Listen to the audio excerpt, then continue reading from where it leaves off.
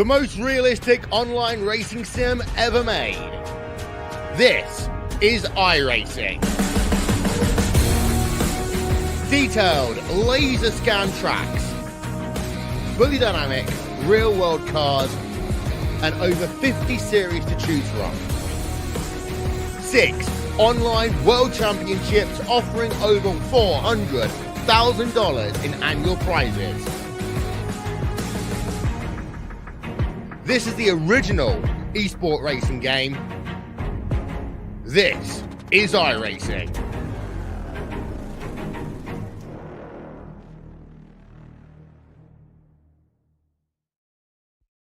Racing isn't easy, but experiencing it is.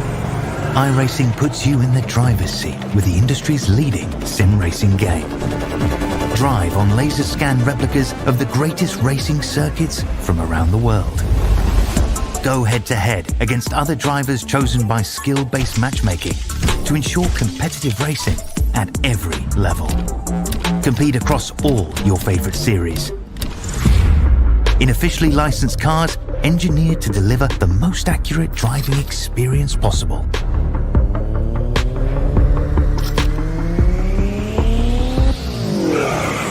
Join a race or host your own with players from across the globe. Race against the computer or in a league with friends. Feel the thrill behind the wheel. Visit iracing.com.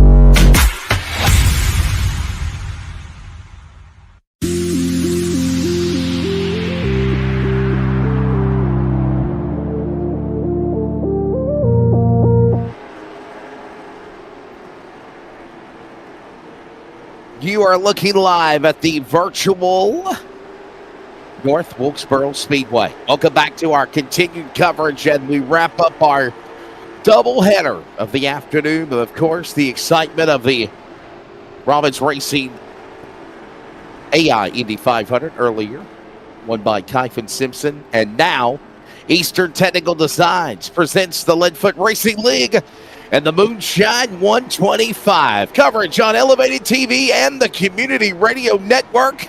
Simulcast as practice is about to come to an end. We are at the 5/8 mile jewel. Uphill, downhill, it's fun. Short track racing at its finest, and what a better name than Moonshine 125 in the Wilkes County outskirts of the mountains of western North Carolina. I am Wesley Outland, joined alongside is the redneck announcer Jacob Reeves, in for Scott Shive. Cody Deemers on production. And Jacob, you just got to love this place, right, man? I mean, North Wilkesboro Speedway screams short track racing. And I think we're going to see a really, really good one coming up here. The Eastern Technical Design Moonshine 125. The best iRacing late model drivers in the land, ready to go for 125 here tonight, buddy. Yeah, I mean, Wesley, to be honest with you, you can't think of a better, they really couldn't have thought of a better name for this race right here with the Moonshine 125. Absolutely beautiful right here for North Wilkesboro. This place, obviously, it is out here in the middle of nowhere. There is not even a damn hotel in sight of this place. So, I'm sure they run a lot of moonshine right here through Wilkes County, North Carolina, back in the day, which is probably where they got all this racing and everything else started. But what a place right here! Very historic racetrack. What else can you say about North Wilkesboro except one word, and that is historic? It is, man. You got to love this racetrack, and obviously it's going to be a fun time tonight. And by the way, it is throwback night. So throughout the evening, we are going to be reminiscing, if we're old enough, some of the throwback colors of some of these drivers. And I know a lot of these guys are excited about their throwback cars. And remember, Jacob Reeves, you and I, pardon my pronunciation, vocabulary, you and I later tonight are going to pick the best appearing car. And Elevated TV is going to give that person a $25 bonus. Now, if there is not a best appearing car, I guess we split the money. We have an announcer bonus. No, I'm just kidding. We have to determine who has the best appearing race car, Jacob. Yeah, I'm kind of with that second part of what she was talking about. I'm just kidding. Free gas money, right? Come on. You're damn right it is. Gas is kind of high down here in Northwest Georgia. But that's beside the point. And by the way, nobody sent me any Venmo or nothing like that from when we had the Indy 500 earlier. So apparently nobody decided that, or I guess everybody decided, let's just go ahead and try to earn this the legit way. So, I didn't get no money sent to me, so we're just really going to have to go off what or who we think is the best looking car out there on the racetrack. We're just about 5 minutes remaining left to go in the practice session before we go into qualifying. Let's take a look real quickly at the Stagger Motorsports Pro weather conditions, bottom right of the monitor. It's about to pop up. There it is, Stagger Pro Motorsports. And, man, another hot day, 75 degrees. Air temp, but that track temp is already, Jacob, in triple digits at 115. Yeah, and honestly, Wesley, it's going to be slick all the way around this North Wilkesboro racetrack. We talked about it with these late model stocks on how they're going to be not only coming off the corners, putting the throttle down and having the back end step out on them, but at the same time, as slick as it's going to be driving into the corners as well. That track temp, the deal is, of when this time was, it's right here smack dab in the middle of the day. So it's only going to get hotter. It's only going to get hotter. That track temp's going to start to rise up even more and more and more from where it is right now. And these guys going into the corners, they're going to slide. Hell, they're sliding trying to go down pit road. It will be, Wesley, the best option that I can give out of this is if you've ever been to Pigeon Forge, Tennessee, and you went up there on a slick track, on one of them like real small slick tracks for go-karts, and then the guy that ran it came out there and put a lot of baby powder all the way around it and said, all right, y'all have fun. That's what these guys is going to be dealing with. And if you don't know what I mean, everybody else don't know what I mean, they're going to be dirt tracking all the way around this damn thing. That's basically what I'm getting at. I got a feeling that you're exactly right. That's what we'll be seeing as the temperatures are in the triple digits track temp wise. And one of the cool things about North Wilkesboro Speedway as well, Jacob, is, oh boy, we got a crash down at the flag stand. A couple of cars getting together, and then they decided to disappear. This practice is just about coming to an end in about 3 more minutes. One of the things that you'll notice about North Wilkesboro is when you are going down the back straightaway, you're going downhill. It is a downhill slope to turn 3. And then when you make your way up to turn 3 and 4, you are climbing uphill on the front straightaway. That is something unique about this racetrack as well. Yeah, and to be honest with you, I think they made it that way on purpose. I mean, honestly, you look at North Wilkesboro like we was looking from high up above how this track looks. It looks fairly simple. I mean, literally, it's just shy, just a little bit over a half a mile in length, all the way around this racing facility, and it looks fairly simple. Keep it on the bottom, maybe in the middle, depending on where you can do it. So I think they might have just went ahead and said, you know what, let's just throw these guys a little bit of a curveball, and let's have it where one end goes uphill, the other end goes downhill, and that will change where and how that you'll be entering the corners. So you got to be careful with that on every part of it, on how do you do it. The elevation, going up the front stretch, coming down the back stretch, all that stuff, it will play a factor into who wins this race here this evening. We're just getting started here at the North Wilkesboro Speedway for tonight's LFRL Moonshine 125, presented by Eastern Technical Design. We're also past the top of the hour. We'll pause quickly for 10 seconds of station identification. This is the LFRL on CRN, the Community Radio Network. Community Radio Network, WCRN 87.9 FM, Clayton, Garner, Raleigh, North Carolina, USA.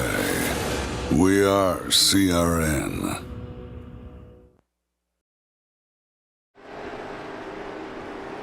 Back here at the North Wilkesboro Speedway, as cars are slipping and sliding per the diagram description that Jacob Reeves gave about the slippery racetrack, daytime conditions. Oh, the question is this, by the way, Jacob Reeves. Can anybody stop Justin Brooks? This man has been an absolute terror this year on the series. He's won 3 in a row. He's going to try to win a quad of races coming up. And here's something else. He's not officially became a member yet. He's not officially became a member yet. So, with that said, he's got 2 more races to get that asterisk off for his points to count. So right now, he technically is the points leader, but he's not the points leader because he's not an official member. And that's something that we need to really kind of emphasize on. If he's going to do so, he's got to step up here and make a decision. But what a season he's having. And obviously now we get ready to qualify. The question is, what will Justin Brooks do here? And can somebody stop him tonight, Jacob? Well, I heard about this, and I've been watching a little bit here lately on what Justin Brooks has been up to and how he's been doing. And, if he's on that big of a tear, I think the only person that can really stop Justin Brooks is Justin Brooks. And he's on that much of a tear right now. The only other factor that may come into play is if somebody has already had enough of him winning and said, screw it, I'm going to send it in there and dump him. That's the only other way that Justin Brooks is not going to win this thing. And Wesley, I know it sounds wrong as we see Tracy Brown working his way around for qualifying. I know it sounds weird, but when you see guys over and over and over and over and over again get wins, eventually it will start to aggravate some of the drivers. Yes. It will start to aggravate people, and they'll be like, well, damn, I can't do nothing about this. There's only one way that I can do it, and that's just go out there and take him out. And especially for somebody that hasn't necessarily sat there and said, I declare I will race for the championship this season. He's not officially a member, like you said. So that really puts, I guess you could say, a lot of weight on these guys as well. But I'll say this, if they're going to get to him and turn him around, they got to catch him first. 2 wins for, of course, the man right here, Justin Brooks. He won at the Milwaukee Miles, Southern National Motorsports Park, and obviously leading the point standings with an asterisk because he's not an official member. I need to emphasize on that. Some of these drivers having throwback cars. There goes the Bass Pro number 3 of Jacob Brown. Tanner Carter not changing up his car any. Same old design for the 00. By the way, qualifying is presented by Tricked Out Decals. $10 going to the fast qualifier here in the Moonshine 125, presented by Eastern Technical Designs.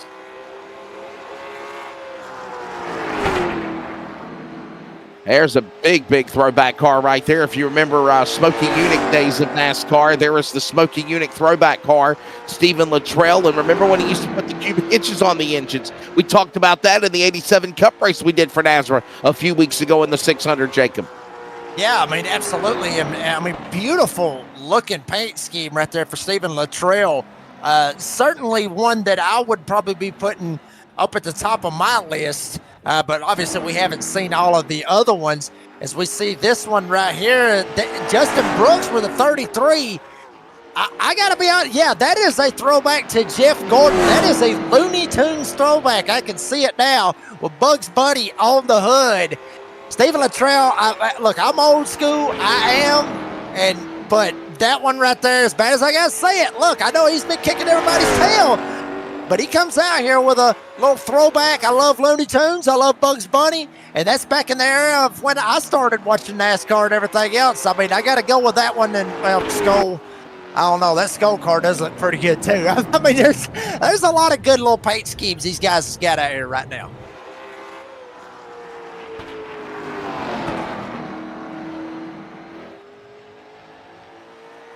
Qualifying going on here at the North Wilkesboro Speedway. So glad that you are joining us as Aiden Neese now, the 45 car, getting ready to come out to qualify. Just finishing up, and we're down to a couple of cars remaining. And what do you know, Jacob Reeves, Justin Brooks, top of the board again. It's like I said, Wesley Outland. I mean, if you're gonna do anything with Justin Brooks, first thing you got to do is catch him. And already a 1/10 of a second, almost dead on a 1/10 of a second faster than Aiden Neese right now, sitting in second. So Justin Brooks really looking like he could pull that 3 in a row here tonight at North Wilkesboro. And obviously have a little bit of help with the Looney Tunes trying to help him out around North Wilkesboro as well. And Tricked Out Decals fast qualifier again goes to Justin Brooks. That's the 18,928. It's 117 miles an hour for the driver there in the Tricked Out Decals qualifying. You see all the sponsors flashing up on the top left of the scoring pylon, and we are about ready to just get started again for this one. It's the Moonshine 125 presented by Eastern Technical Designs. Another fast lap being put down by the driver of Justin Brooks. So without further ado, ladies and gentlemen, it is time to introduce the starting lineup for this race, 125 laps. I'll give you all the details and the information in just a moment, but right now, here is your starting grid as they get ready to go. On the front row, it is Justin Brooks, another Tricked Out Decals Fast Time Qualifier Award. Aiden Neese to the outside of the 45. Row number 2 will find the driver of Tanner Carter in the 00. To his outside, Jeffrey Comer in the 02. Row number 3 on the grid will find Jacob Brown in the number 3, Landon Farmer in the number 26. And Jacob Reeves, row number 4, will find Jason Woodham, a former winner on the series of the 71, and Thomas Lockwood, car 38, your first 4 rows. He starts 8th. Then you got Landon Burbage will start from P number 9, and then to his outside is going to be Dominic Abatello. Dominique Abatello. Dominique Abatello. Thank you very much, Wesley Outland. I appreciate that one. Sorry about that, Dominique, but he will start in P10 with Tracy Brown and Bruce Pearson right behind him in row number 6. Stephen Luttrell got that cool little throwback on that number 36. He'll be rolled off P13 with Dylan Porter starting in P14. Then Lenny Brown and Landon Brown back there 15th and 16th. Hey, real quickly, if you want to take a look at a throwback car, let's go to the number 10 of Dylan Porter and look at this car really quickly on the grid. You want to talk about going back to short track racing. There is the famed wrap job of one of the greats, Gary Ballou. Wow. The stories of Gary Ballou from down in the Deep South and the Snowball Derby, all across the Midwest, the famed 112, the Gary Ballou car. And I got to tell you, right now, between me, it is in the back between Gary Ballou's car with Dylan Porter and the throwback car for Stephen Luttrell for Smoking Unit. Now, I haven't had a chance to look at all the other cars like I'm able to look at now. And yes, even Justin Brooks has got a DuPont throwback. Halloween DuPont throwback. Ooh, I didn't see that one right there. The 26. Landon Farmer. It's going to be hard. Well, I saw him there for a second. Now he comes back. That right there is absolutely beautiful right there. I know exactly what that is. That is the Oreo car that Dale Earnhardt Jr. ran in a Busch Series race at Daytona. And ironically enough, I think he got the win in that particular car as well. So running it all the way back, I think that was the 81 he had on that car. It would have been the 8, but Martin Truex Jr. was running the 8 for the Bash Pro Shops car when it was the NASCAR Busch Series. So pretty cool looking. A lot of cool looking cars, man. We have a lot of cool looking cars. We'll take a look at. By there's a beautiful field of cars we'll pick as we're ready to go. 125 laps. LFRL after Father's Day. Back at it again. The Moonshine 125 presented by Eastern Technical Design is green at Wilkesboro.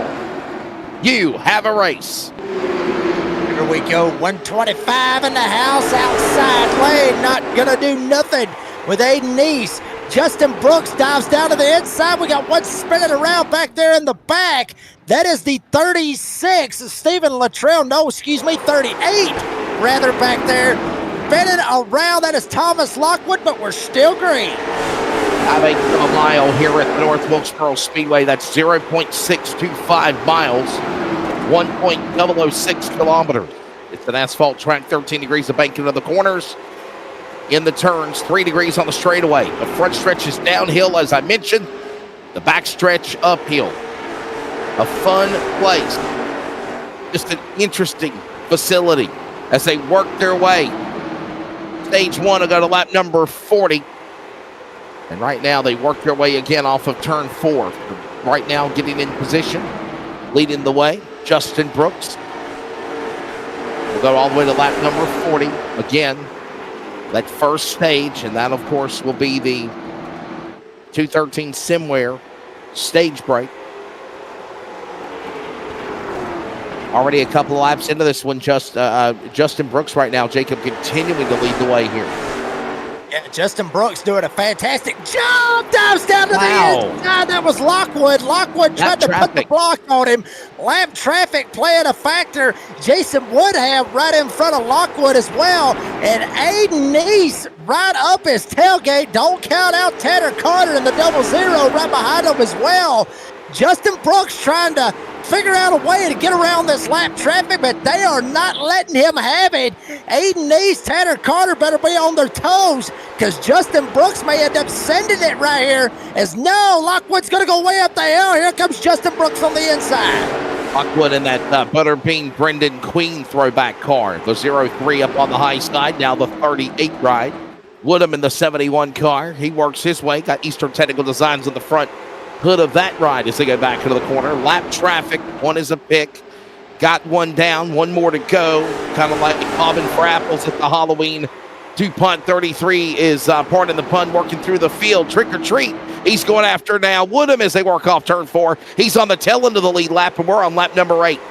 Yeah, I mean, you know the old saying, trick or treat, smell my feet. Well, I got a good idea for Justin Brooks. He's saying trick or treat, smell this right here out my tailpipes, trying to get away from Aiden Neese. He will jump down to the inside, get around Justin Woodham. Now Aiden Neese has got to worry about Woodham, but Woodham all the way up on the top side, and he will jump down to the inside. Here comes Tanner Carter to follow, and now Wesley Outland, this is not what the field wanted. Justin Brooks with literally clean traffic, or clean track, I should say, all in front of him. Justin Brooks could be on a tear to run away with it once again.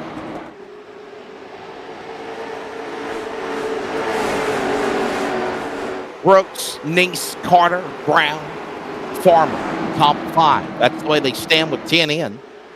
30 laps to go here in the 213 Simware stage of the race. And don't forget 213simware.com. You can get awesome apparel, iRacing, and elevated TV CRN apparel. Check it out. And boy, look at this gaggle of traffic going at it down in the bottom behind the Lockwood car. All this is second, third, fourth, and fifth. As finally Brooks gets around them, but they're now getting mired by traffic going in the corner. Yeah, I mean, you see Landon Farmer back there in the middle of all of that as well. And the 26 dives down to the inside of Woodham. Right behind him, Burbage in the 9, started 9th. Ironically, he's only up 1 spot all the way up to P8. So he's trying to make something happen. The big mover is the 20 of Dominic. He has actually gained 4 spots from where he started at. Started 10th, and now he's up to 6th, right up behind Jeffrey Comer. And will he be able to crack the top 5? Remember, like you said, Wesley, we're going all the way to lap 40 for that one stage that these guys is going to get. And right now, Dominique is on a tear from 10th, trying to make it up to the top 5.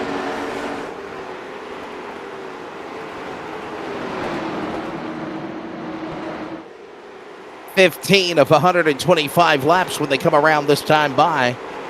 But Justin Brooks is still up in front, leading the way, followed by Neese there. Let's take a look at some of these throwback cars. We're talking about the Oreo machine. How about the 26 of Farmer? He's back in the number 7 spot right now. And there is one of the cars possibly in the running.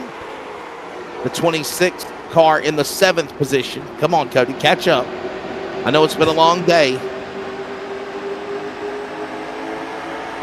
No, the 26th. There it is. The Oreo Ritz car. And there it is that you were talking about. That's that throwback car of Dale Earnhardt Jr. when he did drive that car in the NASCAR Busch Series back in the day at Daytona. And there it is. Beautiful looking race car. It might be one of the cars in the running for best appearing car here. Remember, me and Jacob will pick it. $25 going in their pocket from Elevated TV there, Jacob. Yeah, absolutely. And my Venmo for all of you out there is at Redneck. I'm just kidding. No, I'm just joking with you on that one. But there you see Landon Farmer working his way down to the inside, going after Dominique Abatatello, trying to get that 1 spot. I might have butchered it once again, West Alabama. But here you go. Here's the one that you were talking about just a second ago. Dylan Porter down there on the inside trying to get around Burbage. Burbage had to get out of the gas. Porter actually might have cut him off a little bit right there, and Burbage might have actually cut him some slack as well. They got real tight right there coming off of turn number 2. Sure did. Keeping an eye on that, watching it. That's that Gary Ballou throwback race car. One of those famed racing machines. If you don't know the story of Gary Ballou, I mean, my goodness, the historic race car driver, Gary Ballou, a retired American stock car driver who competed from 1962 to 2001 from Fort Lauderdale, Florida. Won more than 1,000 races throughout his short track career and accumulated more than 20 wins in the All-Pro division. If you don't know what the All-Pro is, it was a NASCAR All-Pro Series back in the day. And that famed 112 throwback car right now looking good. There is, of course, the Smokey Yunick throwback car. If people don't remember Smokey Yunick, believe it or not, a lot of people say this, Cody and Jacob, he had a lot to do, Smokey Yunick did, with the creation of NASCAR and Bill France coming to Florida. And then they had a falling out, and it never rekindled. Well, I'll tell you what, Wesley, I think I've already got my two picked out on that one, and I think it actually is going to go with them two that you're actually talking about because, you talked about Gary Ballou and the old school mentality of him and everything that he's done, and then kind of the outlaw, if you will, which was Gary Ballou as well, certainly would go right along 100% with the title of this race with obviously the Moonshine 125. So I mean, you can't really beat that whole deal. And then obviously the Smoky Unit car. I love the L Junior one, and I love the one that Justin Brooks is driving. But I think I'm leaning towards it. I think we might, Wesley Outland, have narrowed it down to two of them, and I think it's going to be Stephen Luttrell and Dylan Porter. At least that's just my opinion. At least that's your opinion. I haven't really come to that decision yet because I still want to see a chance under caution or something to take a look at all the cars. I really do. There you see, there is a DuPont Jeff Gordon Halloween throwback. Jeff Gordon really did drive that car back in the day. There it is, the DuPont Corian race car, if you remember it. There's a close-up of it. Not really Halloween. It was kind of the Chevrolet Monte Carlo. I guess it's actually the Bugs Bunny race car. I thought it was a Halloween pumpkin, but it was actually the Chevrolet Monte Carlo 400 at Richmond Raceway, by the way. That was a race car that he drove at Richmond. And it was kind of a Bugs Bunny, Looney Tunes throwback, if you will. Yeah, it was something like that. I can't remember who the other guy was on there. I thought it might have been that big old red guy. I can't remember what the hell his name was in Looney Tunes, but I think he was on the car as well. And then, that was such a good time. I mean, to think about it, back when I was a kid, when I saw that car, Harvick was driving with the, Tasmanian Devil on the car. That was pretty cool. I think Jimmy Johnson, I think he actually had Sylvester the Cat and Tweety Bird on there too. So that was a pretty cool time, but there would be a three-way tie, at least on my part. There's Elmer Fudd. I knew we had to have Elmer Fudd on there one way. Hell, if you got Bugs Bunny, you got to have Elmer Fudd one way or another. I'm going to kill that damn rabbit. Yeah. Got to have Samity Sam as well, right? I'll say. Let's get back to the race, damn it. I think that was Foghorn Leghorn, I think. Shut up, Jacob. It's been a long day. Diecast Pro Shop, but not Bass Pro Shop. Diecast Pro Shop. There's a number 3 machine right there. Hey, Jeffrey Comer's got a neat looking car. There you go. Let's wait till we get a caution, Cody, and then we'll show them off as we are closing in on the end. Stage number 1 presented by 213 Simware, and I figured the first 40 laps would be kind of calm, cool, collective, if you will, Jacob. Yeah, I mean, it really has. I mean, and one of the other parts out of this that really is calm, cool, collected is up here with the lead, to be honest with you, because Justin Brooks has got absolutely nobody around him. You see Justin Brooks working his way, coming off of turn number 4. Barely can't even see second place back there, Aiden Neese. If you think about it, there he is coming into turn 1. He's coming off turn 2. Aiden Neese just got into turn 1. Now he's literally got a whole straightaway over second place. Justin Brooks in this 33, he is legit here with the Leadfoot Racing League. He is legit. By the way, Jeff Gordon drove that Looney Tunes car in 2001 at the NASCAR Winston Cup Series race in the Chevy Monte Carlo 400 at Richmond. That's when he drove that car. So pretty cool. Pretty cool throwback, if you will. It just takes me back to when I was a kid, at least that car. I mean, the Gary Ballou car and the Smoky Unit car in the girls' school. But, well, yeah. Look how I feel about that one, to be honest with you. I mean, I think I might have been, 10? I think I might have been 10 when that car was ran, so. Well, nonetheless, we're closing in on the final laps in South Carolina's Justin Brooks is still leading. Hey, this is what's coming up this week. We've got the 4Wide Motorsports ARCA East race at IRP on Monday. And next Sunday night, it is 200 laps. It is the Leadfoot Racing League version of Hampton Heat, Langley Speedway, next Sunday. As the caution flag comes out, give the 213 Simware stage to Justin Brooks. As the blue line soft wash caution will come out. Yellow flag out for the first time as the first 40 laps go flag to flag. Again, the stage break presented by 213 Simware, where virtual racing meets real world style. Pick up your LFRL merchandise and Elevated TV merchandise with your favorite drivers or team apparel by going to 213simware.com. And it will trigger our first Blue Line Soft Wash caution. Blue Line Soft Wash is a veteran-owned and operated company dedicated to bringing integrity and precision to exterior cleaning. Founded by a retired law enforcement officer, Blue Line Soft Wash upholds the values of service, commitment, and attention to detail in every job.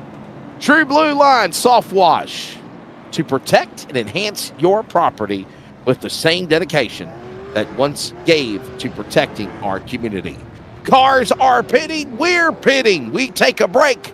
The second half of the Moonshine 125, presented by Eastern Technical Designs. When we come back, this is LFRL, Elevated TV, and listening on CRN from North Wilkesboro.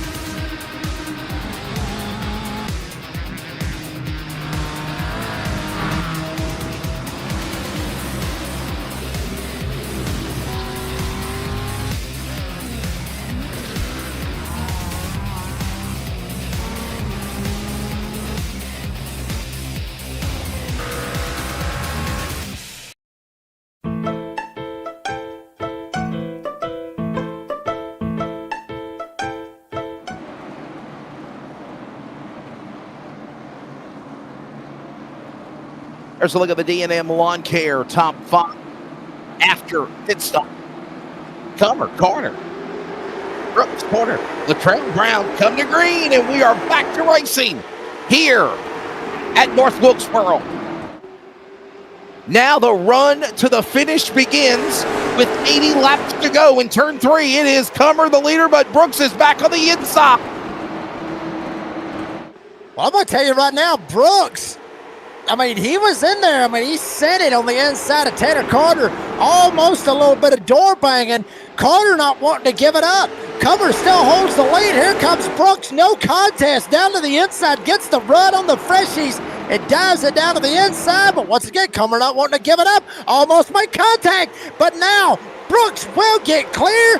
For the moment. Nope. Here comes Jeffrey Comer. Comer's not backing down, and he's actually fighting for this lead, but now Justin Brooks gets clear. They better do something right here, or he's fixing to get gone. Yeah, it's about to get really, really wild here as they work off the corner.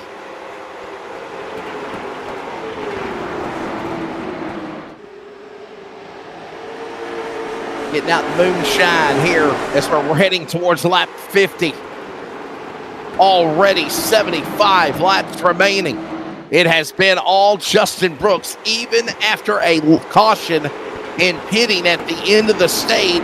He's already up in front again. There's the Gary Ballou throwback right there to the inside. Here comes the 3. That's Jacob Brown. Pardon the pun, not Jacob Reeves. Tracy Brown in the Earnhardt 91 car down to the inside as well. Oh, baby, come on, Tracy Brown. Get up there and get you some, as well as the 9 of Burbage trying to dive down to the inside. There you see him. Burbage down the inside, contact. Wow, Earnhardt and Baloo going at it here at Wilkesboro. That is how you do it. Burbage will get down to the inside and get around Dylan Porter. Porter lost about 4 or 5 spots right there off of that whole lap. He was up there trying to get it done. It turns out he's going to end up losing a couple spots out of that one.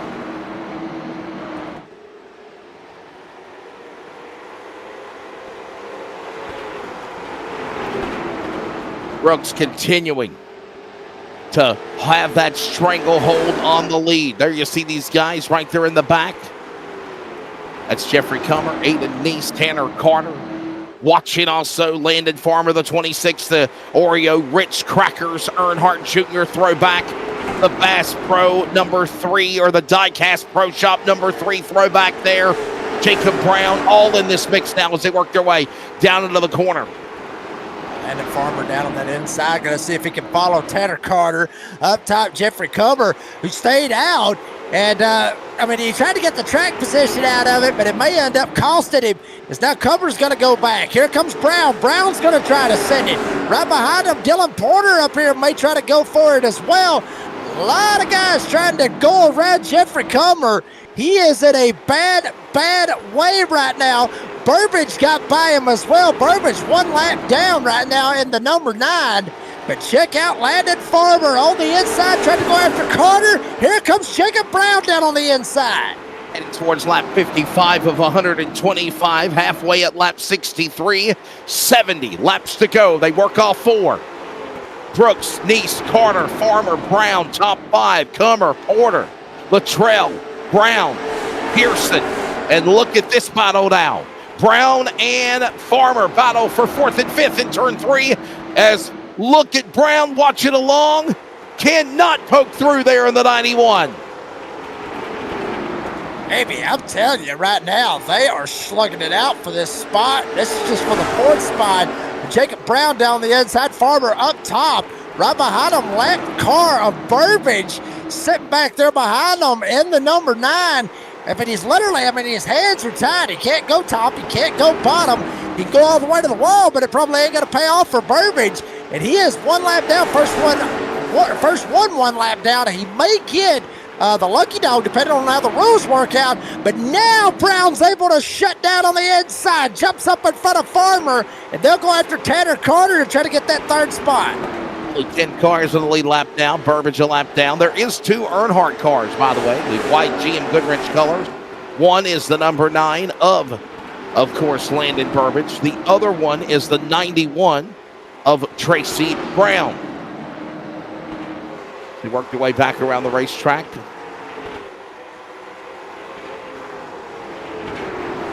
All this going on with Brooks in the lead.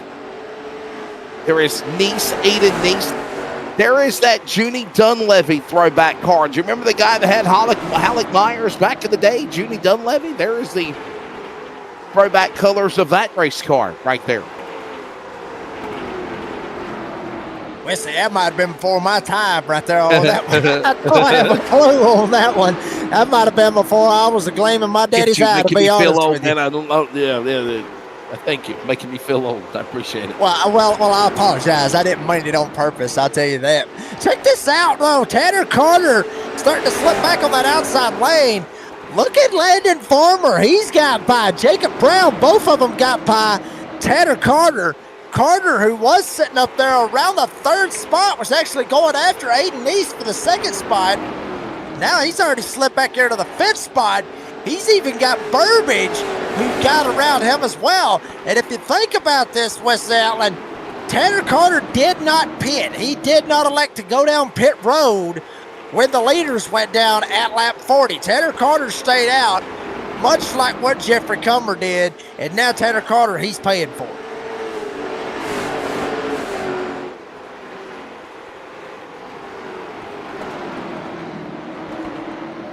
Halfway, just a few laps ago. We're in the second half of this race. A very quiet race, by the way. It's only been 1 caution flag. Let's take a look at the race summary. so far for tonight. That's again presented by Blue Line Soft Wash as well as the caution flag. 1 caution, 5 caution laps, 2 lead changes. It has been all Justin Brooks dominating this thing so far. In the Moonshine 125, presented by Eastern Technical Design. Got a feeling, Jacob, as we get down to lap 100 or so, that's what it's really going to pick up. I think the intensity will begin there. Yeah, Wesley, I think that's exactly what's going to end up happening. I mean, maybe not for the lead, depending on how Justin Brooks plays this right here with Aiden Neese. I mean, there's still about a second gap between both of those guys. Then you got to go all the way back to 3 seconds back to Jacob Brown. But these other guys that's out here battling, like you see right here, battling on your screen with Latrell and Porter, both of them slugging it out for that spot. You got to think, I mean, granted, we are very early on in the Left Foot Racing League season. We are early on in that, and every point will matter. So, at the same time, while they're sitting there battling with all of that going on, eventually somebody's going to slip, somebody's going to bust their tail, one way or another. Track temp's still well over 100 degrees, so it's still slick out there, and long races like this for 125 laps, eventually, drivers will eventually lose focus. And sometimes you just end up just overdriving the corner just a little bit, trying to get a position. You end up getting in somebody, you spin them around, and like you said, gets about around that 100 lap mark. That's usually when it happens. Got a car off the pace. You just saw a glimpse of it. Couple of cars trying to get away from one another. That's Jeffrey Comer in the 0-2 machine. And the caution will come out for the second time. First, for an on-track accident on lap number 71. Here is a replay. Gotta wonder if maybe the 91 of Brown might have got into him. And he did. Oh, there's another car. I knew I noticed it. There was another car up against the outside retaining wall. We need to figure out, oh boy, Tanner Carter. So let's find out what Tanner Carter had happened to him. And then Brown into Jeffrey Comer, and I gotta wonder if that might have been just to try to check up to avoid the 0-0. And Tanner Carter just went into the fence, Jacob. Well, I think they beat me to it, Wesley. I was talking about all this was going to happen around lap 100, and turns out they decided to do it 30 laps before that lap 100. But yeah, I mean, honestly, Comer looked like he just got moved out of the way. Tracy Brown just said, you know what, screw it, I'm going. And, that's what's going to happen when you're on those fresh tires. And Comer wasn't. Remember, he stayed out. Now he's going down pit road, and he's going to get some tires and everything else. A couple of other drivers are going to stay out on the racetrack, though, and try to chance it up here at the front. Caution is out, second time. And, again, I think we're getting ready to show you a replay from another angle. Tanner Carter joining us in the booth. Tanner, what happened to the 0-0, man, as we're under caution with your issue?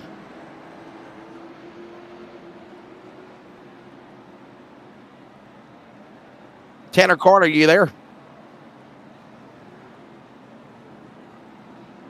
Hey, he might not want to speak. We're gonna get rid of him. Hey, Tanner, what happened, buddy? What's going on with your car? I don't know. My screen went black. About the same thing that happened the last time. I don't know. Check your electrical. Check your power settings. What if the cable's gone bad? Did the caddy? I don't know. I don't know. It's kind of hard to check it while I'm racing. Very true. Once I don't really know what to say. Really. I got you. I'm kind of. Well, get back at it. Off. Get back at it. We're coming to green. Thanks, Tanner Carter. That wraps up another caution.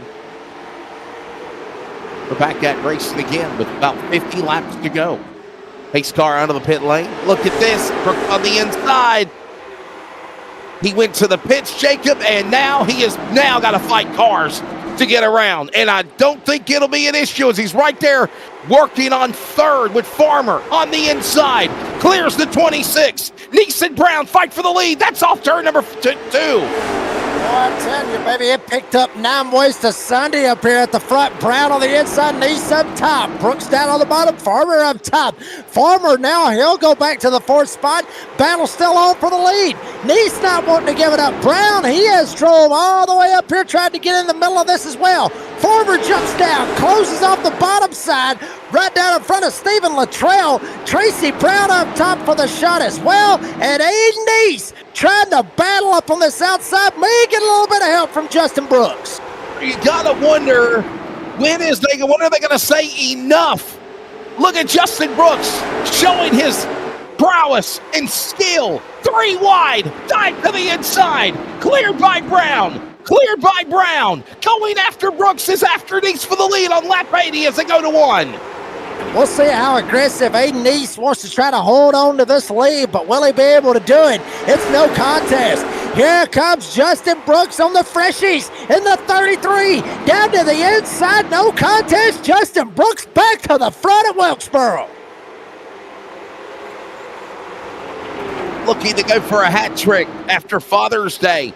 He is not an active member of the Leadfoot Racing League.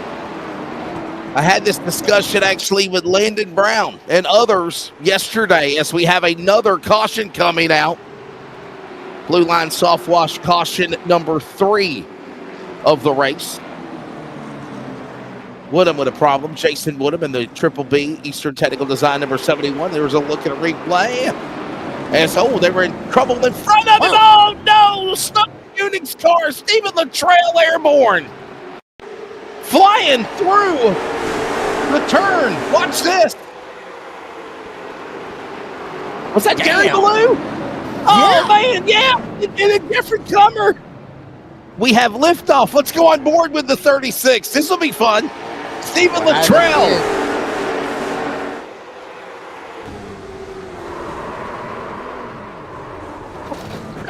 Bam! Got nailed. Wow. Wesley, I think all that was trying to do, Luttrell overshot the corner and was trying to back it up and not run over Landon Farmer. The bad part about it was he got absolutely smoked by Dylan Porter right up behind him. You mentioned it a second ago, run the Gary Ballou scheme.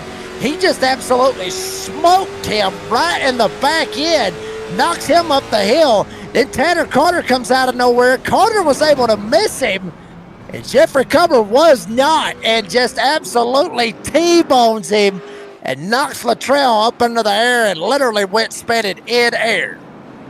Okay, so I want to do something real quickly while we're under caution. Let's go from the front to the back and show car by car. Here's the cars for the throwback race here. That is Justin Brooks.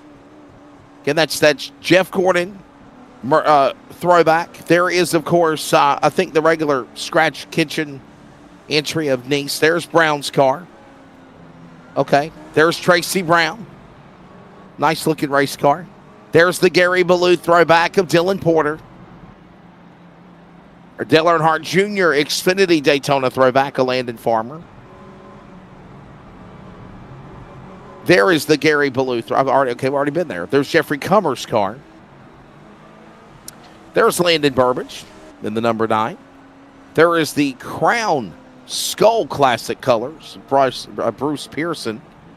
I think that's a throwback car, I believe, of Jeff Burton back in the day. There is the Smokey Unique throwback with Stephen Luttrell. Butterbean Brendan Queen, one of the hot stars of ARCA. And there is Thomas Lockwood's car. Tanner Carter not in the running. Dominique Abatello. And there is Jason Woodham's car. Changed it up a little bit. Looks good. All right. Jacob, I think I'm down to my final 3. I am 2. You're down to 2, right? You're down to 2. I'm down to the final 3. I'm 3. I'm down to 3. We'll get ready to discuss it because we have deliberations after the race. It's like a court case. We get to decide the verdict. So we come back to green. That is the Community Radio Network restart zone as the FWM green flag waves. Wrapping up another blue line soft wash caution. Heading towards lap number 90. It is Justin Brooks out in front. Look at him, 3 wide there, Jacob in the back. This is from 6th on back in the 1 and 2.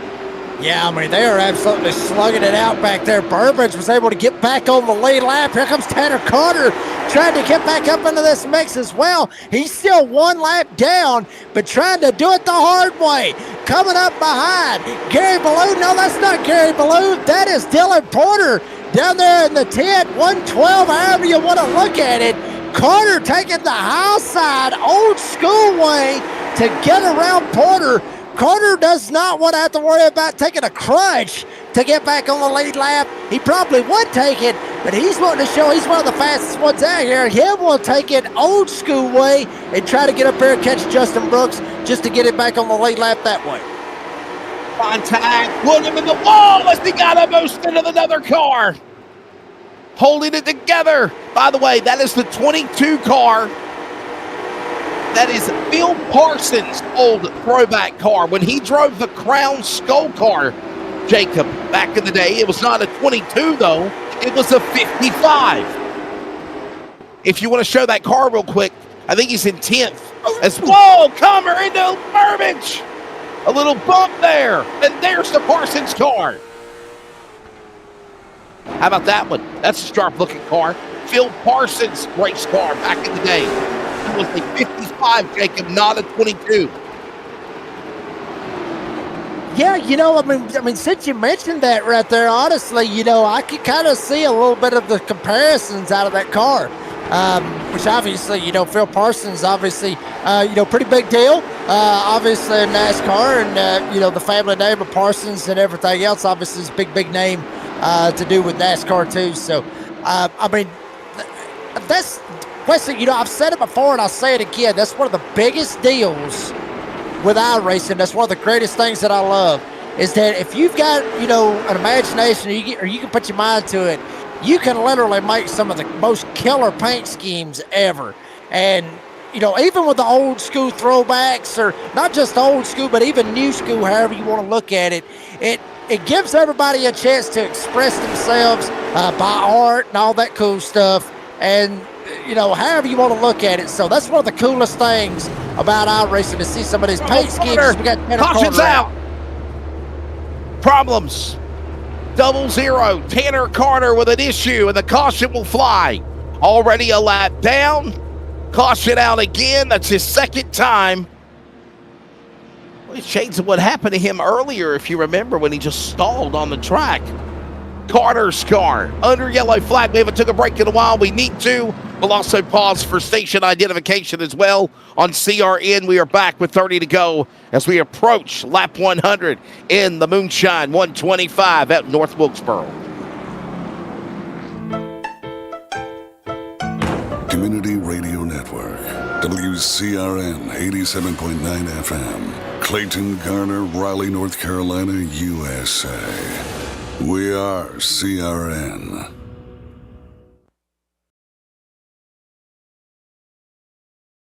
Welcome to Elevated Television. We are home to the Pitfall Podcast Tour, the Madhouse Racing League, and if you are looking for a league or in a broadcast company looking to shine and show your name out there, look no further than Elevated Television. Do more than just broadcasting. We also do quality edits with HD picture quality and more. Here in just a few of what we do here over on Elevated Television.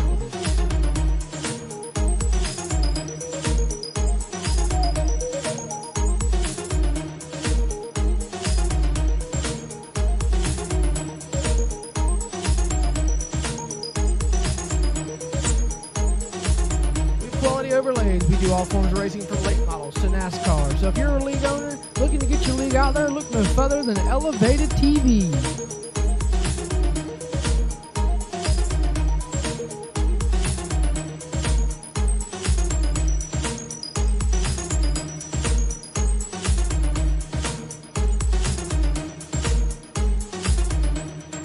Make sure you check out Elevated Television on YouTube, Facebook, and more. And since we are elevating your game, high-quality sim racing broadcast since 2022.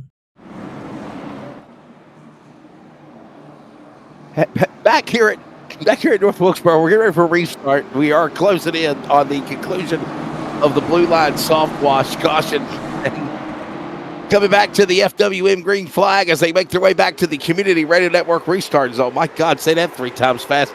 Back underway, Brooks in front, and Jacob, you got beef. Why do you got beef as we hit lap 100? Why? What happened? Why are you angry? Well, I just thought about it as we're seeing some of the, cool racing and everything. I tell you what, we'll talk about it here in a minute when we get the opportunity, because we got to watch this right here. It is getting good up here at the front. Landon Farmer trying to go after Aiden Neese. Behind him, Tracy Brown back there. And then it is a straight-up hornet's nest with Burbage, Porter, Luttrell, Jeffrey Comer back up here in the mix with Bruce Person.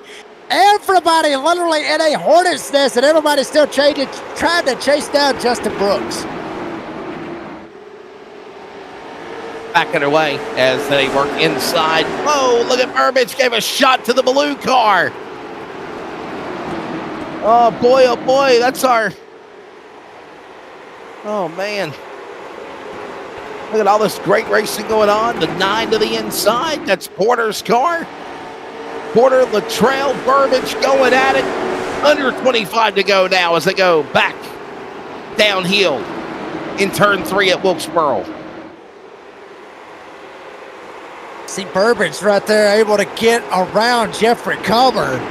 And for the most part, up here closer to the front, everything is single filed out. Justin Brooks has already checked out to over a second. Aiden Neese trying to run down Jacob Brown. Literally, Tracy Brown's right there in behind Landon Farmer for the most part. Everybody up at the front has single filed out for the most part. You got to go all the way back here behind Jeffrey Comer. That's where you're seeing some door banging. Bruce Pearson trying to clear himself over Burbage. He was able to complete the pass, but just barely.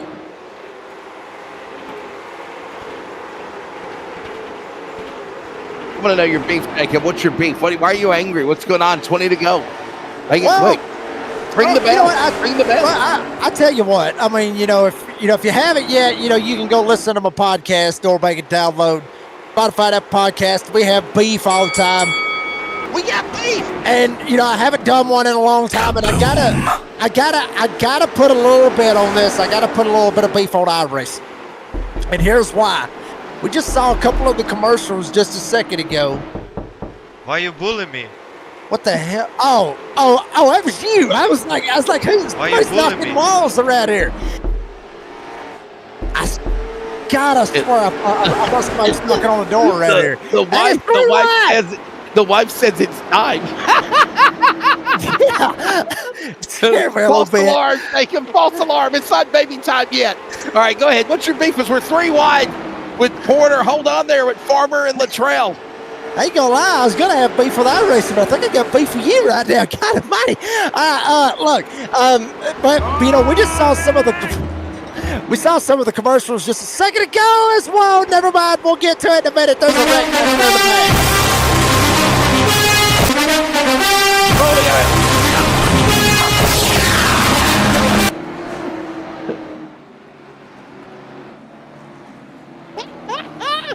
Caution is out.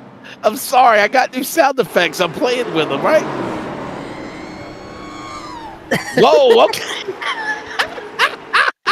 That worked out perfectly. While we're under caution, Woodham right there. Got Burbage. Oh, you can tell it was getting heated, Jacob. And there it goes. There goes the 20 around. Another caution. Oh, boy. Oh, boy.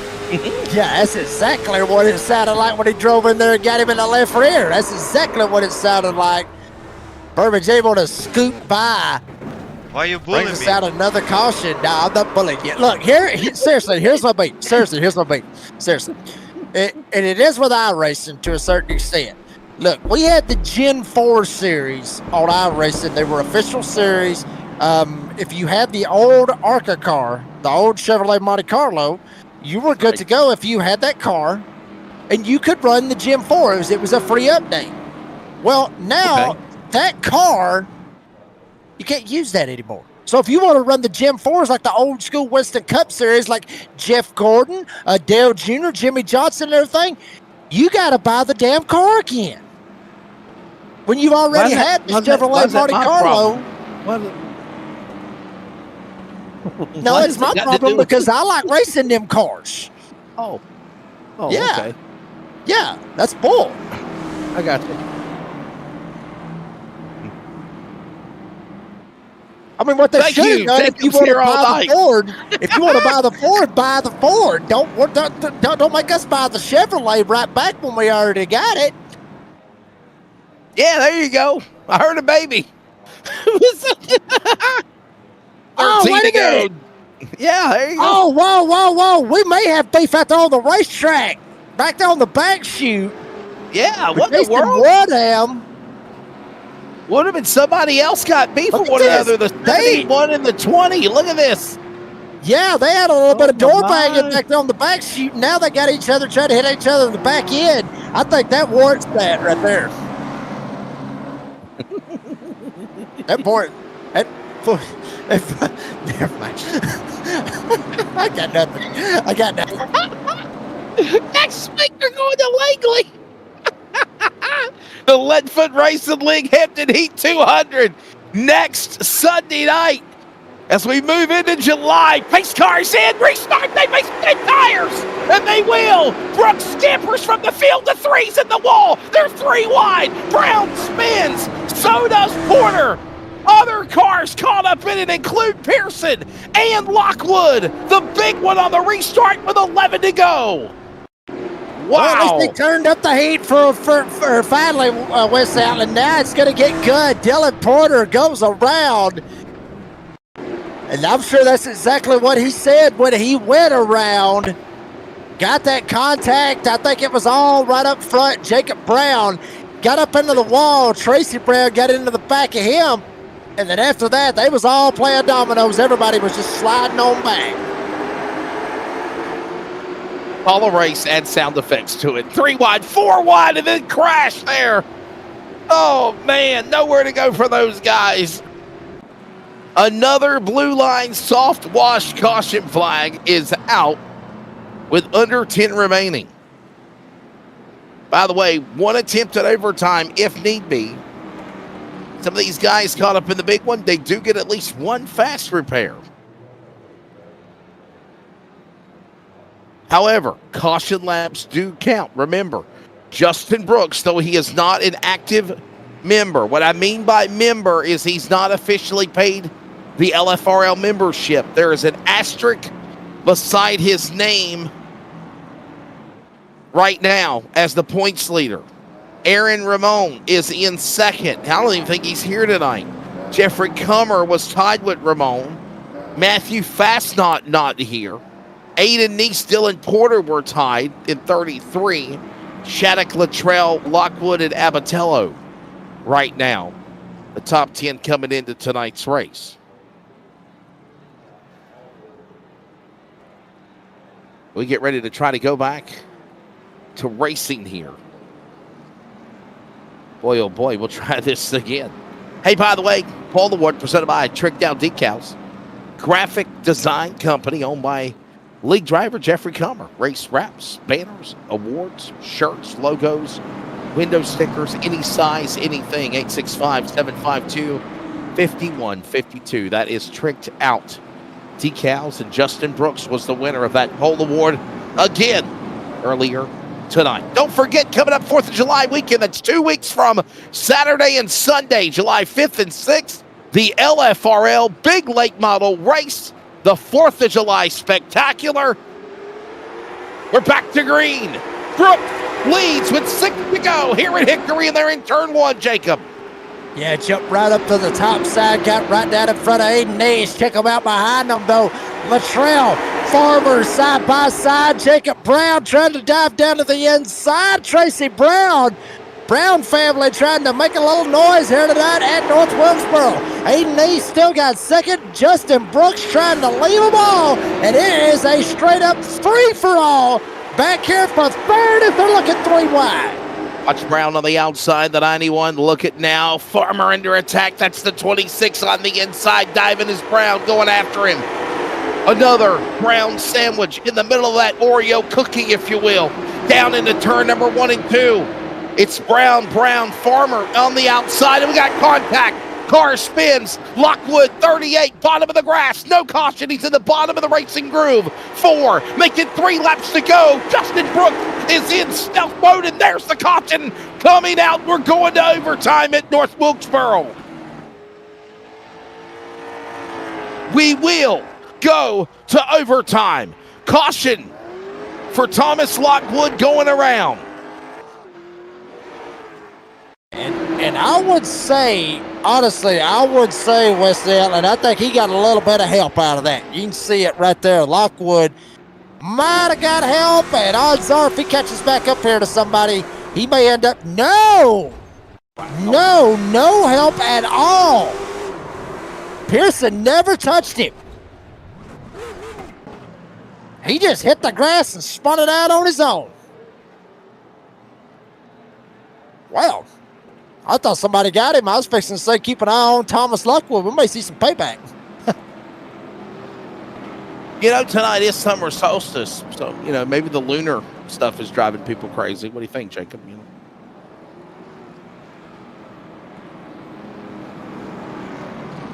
Yeah, Cody's got family outside with flowers and a garden in the middle of back home again, Indiana, watching the Indiana Pacers and the Oklahoma City Thunder. Right now, if you're keeping track, I'm watching it in the background. There is about 90 seconds to go, a 2-point lead. The Pacers are leading now by 3 after a free throw, and it's now 45-42 with about 80 seconds left in the first half. Sorry, Jacob, I went into play-by-play basketball mode there for a minute. You know I wear a lot of hats, right? You know that, right? Well, I mean, I've done it before. I've done play-by-play baseball right there, smack dab in the middle of one of these right here. If you're in the middle of one of these iracings, but it wasn't necessarily. Well, no, we lost. The damn Braves lost again. What are they like? 45-3 or something? I mean, what is their record? No, it's not bad. Money. What a shitty. What a bad year. What a bad year. What a bad year for the Braves. I ain't even gonna go there. It's horrible. Well, don't break my heart. Boston is doing all right. I mean, they're kind of holding their own. They got a chance. They got a better chance than Atlanta. I'll say that much. I am a Red Sox. Okay, there we go. I said red. Behind the mic, folks. Behind the mic. I said Red Sox, but I meant Red Sox. I am a Red Sox and Atlanta Braves fan, though. But the Red Sox are first. So yeah, definitely. I didn't say let's see. Yeah, I meant Red Box as we get ready for overtime. Ready for restart here. Ready for the FWM green flag. 4 Wide Motorsports restart. What will happen here?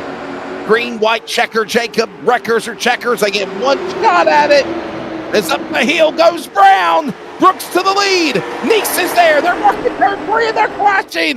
Oh my, the 36 team of the trail in the wall. There's the caution. The race is over. Justin Brooks is gonna win again. Dubby Energy, 1 to go here at North Wilkesboro, Jacob. Yeah, I mean, that is unfortunate. Well, I would have loved to see a green flag finish right there. But, I mean, honestly, Wesley, baby, they're going to send it right there on that last restart, knowing exactly that is all that they got. Look at that. Latrell sends it in, gets to Jacob Brown. And what does Jacob Brown do? He takes a damn hard left and takes him out.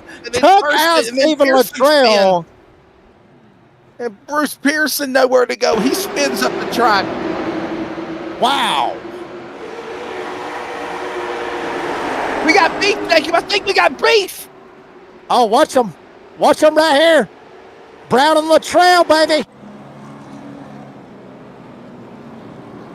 Where are they? Yep, there we go. Yeah. He let him know it, too. He's trying to scamper away, and no, he did not. Holy hell, here he comes. He said, you son of a biscuit. Race is over, by the way. Justin Brooks is the winner. 125 laps done in less than 51 minutes after a chance at overtime. Extra 5 laps, and the race is completed, and Justin Brooks, if you are not a member, goodness, why are you not? You need to be. The clock is ticking for you to get your membership. Justin Brooks is the winner here tonight. 3 wins in a row, Jacob Reeves. How about that for the man of the number 33 car? Wow. I mean, that is that is an awesome feat right there to see. And, Wesley, in my short time coming over here with y'all on Elevated TV for the Left Foot Racing League. Oh, yeah. There is some stacked competition in here. Let's not shy away from it. These boys know how to drive. They know how to get it done here in these late model stocks. Oh, yeah, definitely. Yes, sir. Yeah. But for somebody to come in and win the very first 3 races, they need to put this guy on a map. He needs to go ahead and pay his. He needs to be a member. You're exactly right. Exactly, because this kid right here, he might not be a kid. Hell, he might be older than I am, but that's beside the point. He's good, and everybody needs to take notice. He's one of the best. Right now. He is one of the best, and I will tell you that there was discussion about it, saying, "Hey, you needed to do it after 3 races," and then Landon Brown said, "Well, he said, well, I didn't see it in the rule book," and then he's like, "Well, no, it's in the rule book, so I burst your bubble," and it is in the rule book because I looked at it myself. And then they said, "Well, we're going to give you till 5." So. And the reason why I say he's the points leader, but he's got an asterisk by his name, is he is not an active LFRL member. I want to say congratulations to him. Obviously, big kudos to him in the win, but he's not a member yet. If he's going to make a run towards the LFRL Season 3 championship, get them memberships turned in, man. I just don't want it to be winning and it be for nothing for the driver there of Mr. Brooks. Let's take a look at the results here again for the Moonshine 125 presented by Eastern Technical Design. And here it is. Winner is again Justin Brooks. 3 wins in a row. Aiden Neese, another solid race in second. That'll be good for a points day for the 45. Jacob Brown will finish third, ironically, in car number 3. Landon Farmer in that Ritz Oreo Junior Xfinity Daytona throwback will finish 4th. Tracy Brown in that 91 machine will finish in the top 5. Dominique Abatello, Jeffrey Comer, and Landon Burbage there, Jacob, in that Goodwrench white number 9 will finish in the 8th position, sir. Then old Butterbean Thomas Lockwood will come home in 9th with Jason Woodham finishing in the 10th spot. Bruce Pearson will come home in 11th, the last car to finish on the lead lap. Stephen Luttrell, Smokey Unick, he's going to be pretty smoky after it's all said and done. After that last lap scuffle with Jacob Brown, he will finish 12th here this evening with Dylan Porter and Tanner Carter, the last drivers to race to start here this evening. Lenny Brown was your race director.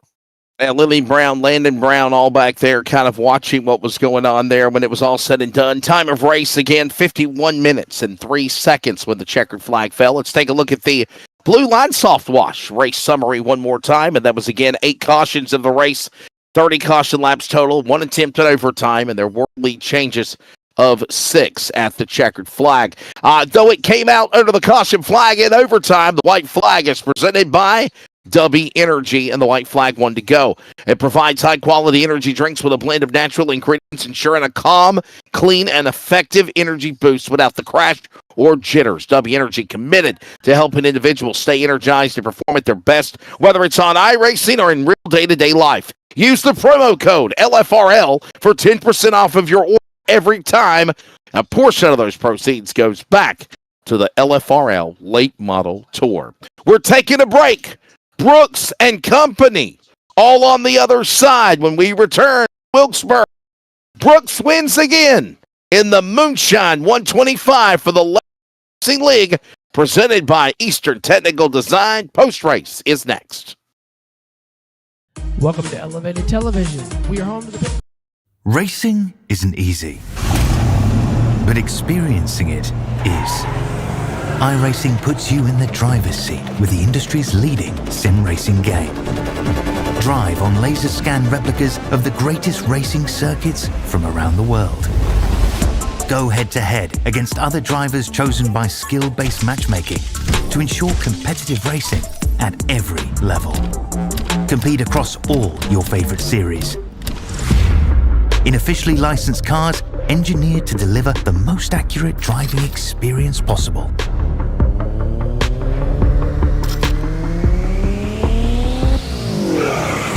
Join a race or host your own with players from across the globe. Race against the computer or in a league with friends. Feel the thrill behind the wheel. Visit iracing.com.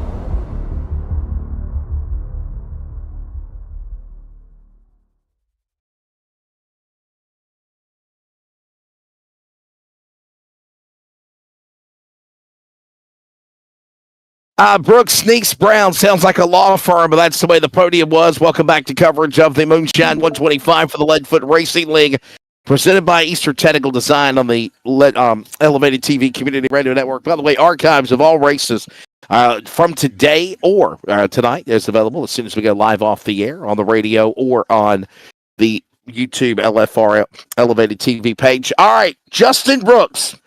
Justin in the Looney Tunes 2001 Chevrolet Monte Carlo 500 Richmond throwback car. A lot of people might not have known, but that is the car. Justin, congratulations.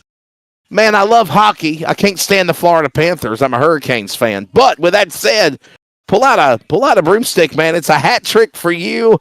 Are you going to become a member? Well, that's the thing about it. I thought I was a member because I ran the end of last season, was registered, and apparently you had to re-register, and I knew nothing about it because Landon messaged me and was telling me about it. I mean, if I could become a member, I'd do it. Yeah, we need you to become a member because, man, I keep saying that you got an asterisk by your name because your points will become void if you don't. But, though you paid a membership last year, that was for last year. There's a new year. I mean, when you run season 4, there's a new year. But nonetheless, man, besides all that, congratulations. I'll tell you what, though, this one was not easy. You had to kind of will and deal at the end of this one to win this race, buddy. How'd you pull it off? I wasn't looking forward to them restarts. I felt like I was checked out whenever we had them cautions there at the end. I mean, I was honestly going to stay out in old tires the whole race. I pitted early on, took gas only, checked my tires, and I was like, well, I could probably make it to the end on tires, and Aiden was the only one that could keep pace with me at that point, but I was like, well, I feel like the right front's kind of wearing out, and so when I had that caution there, I decided to pit, and yeah, it wasn't easy at first. I had to slice and dice my way through traffic and just got up front, just started saving tires in case of yellows and all that, and trying to manage the pace. Like I could pick it up a tenth and a half and back it back down, so I was just trying to manage what I had. There was no point getting too far up front, getting 10 seconds ahead or however far, just for restart purposes, and ended up having a bunch of restarts there at the end, and the car tightens up usually when you burn that right front off, so I want to have the extra grip, and ended up coming into play there. Well, Justin, I mean, honestly, he sounds like he's a damn pro with this, to be honest with you. I mean, just all of that right there. But, Justin, Justin, real quick, I mean, you kind of went into a lot of detail about what you got to do and do this and that. Seems to me like, at least from what I'm understanding, that this might be your favorite track to run in the late model stocks. I mean, is this your favorite track to run in these late model stocks? It would be if the setup was loose. I thought it was going to be loose when it practiced, but the car tightened up a lot. I'm a fan of a loose car, not a tight car, so I was hoping to be able to just manage right rear and just watch everybody fall off a cliff and look like they're on a dirt track out here. But so I mean, besides this track, probably South Boston and Langley and maybe Kern County, but it's definitely up there. It's definitely a fun track to race on. I'll tell you what, Justin. What's the idea behind the throwback car that you came up with? Okay, basically, I was a kid. I remember watching the race very vividly, watching Jeff Gordon wreck out of the lead, and that was one of my favorite paint schemes. Looked pretty awesome on the track, and if anybody knows Jeff Gordon, next year he ended up wrecking his other Looney Tunes car in practice, had to run his DuPont car. So, I mean, I was like, well, there's one of them that actually made the race, got the race, even though it wrecked, and it was pretty cool looking with a chrome illusion. So, I mean, Jeff Gordon was my favorite driver. I figured, it made sense to go back to that. And plus, I mean, it was a challenge, like I said, trying to recreate the chrome illusion. It wasn't just like any paint scheme, just standard colors. Like it changed colors on the track whenever the light hit it. So, I mean, it was more than just a special scheme. So, I mean, that's pretty much it. I mean, it's like I said, it's paying homage back to my childhood and growing up, what I watched, and being pretty pissed off after that race and complaining to my grandpa. I was like, well, Jeff Gordon just gave this race away. So that's pretty much it. I remember that race as well, of course, 2001. I think it was in September of 2001 when that race happened, obviously. Right after, a couple of weeks after 9/11, believe it or not. Or before, I think it was the race before 9/11, actually, because they took a couple of weeks off and then they came back to Dover, and Dale Earnhardt Jr. won that race in 2001. I think we're unveiling how old we are, Justin. But nonetheless, man, one more question. Thank your sponsors. Is there any competition out there? Do you feel like any of these guys can beat you, or do you feel like you are in a different space cadet level than anyone else here? Even if I did, I wouldn't answer like that. Last thing I want to do is come across like I'm egotistical or anything like that. But I mean, if I could get my buddy Ricky Locklear on here, I think he could put some belt to my butt. But I mean, we'll never know. But no, there's some fast guys in this league. Aiden's pretty fast. He's always been fast in these cars. Jacob was pretty fast tonight. Jeffrey, Dylan. I mean, there's several guys that have some pretty good speed. I mean, it's anybody's game. It's just, like I said, figuring the car out, knowing the limits of it, knowing how to save tire at the same time and keep a pace up. So, I mean, it's one of the things I've always been really good at is finding speed and also keeping the tires on it. So, I mean, it pays off at tracks like this. Like I said, I mean, if the only thing would have made it better, like I said, if the car was a lot looser than that, because it'd been fun drifting around here, this old surface and all, but unfortunately, it was a little tight, so I had to save right front, which is okay, but I think everybody would prefer to drive a loose car. So, hey, Justin, congratulations! And by the way, we need to get Ricky the Kid, Ricky Locklear Jr. to come run with us one night. That would be pretty cool. Well, he was actually thinking about it. We were actually dealing it tonight, and he was rewatching. He needs to. He was rewatching a race I ran in Sarah the other night, in South Boston race, and he was talking about wanting to buy a rig and getting on here. And I said, like, come on, I'll get you all hooked up. We'll get you set up.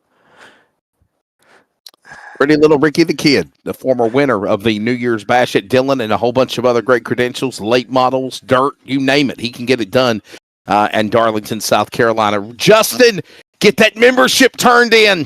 Congratulations.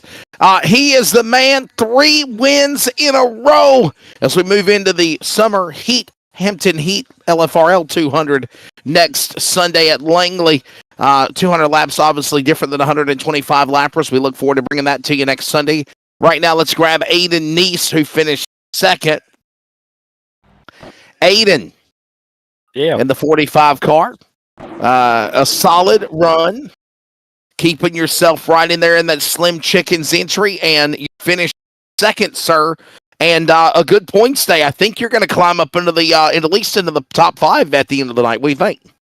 Yeah, it should. I was a little disappointed after last week getting dumped, basically, just for not checking up or just not really patient with the throttle at Southern National. So a second place finish is great. Same since I feel like at Milwaukee I sucked. So happy with this one. Buddy, I mean, what else could you have done to try to figure out a way to try to get around Justin? I mean, what else could you have done?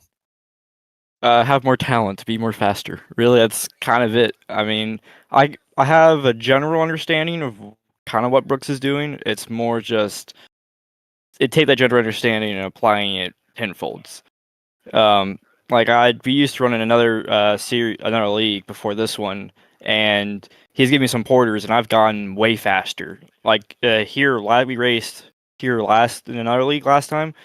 I was throwing out the rear every single lap, and then I backed it down. Now I'm way more controlled, way more secure.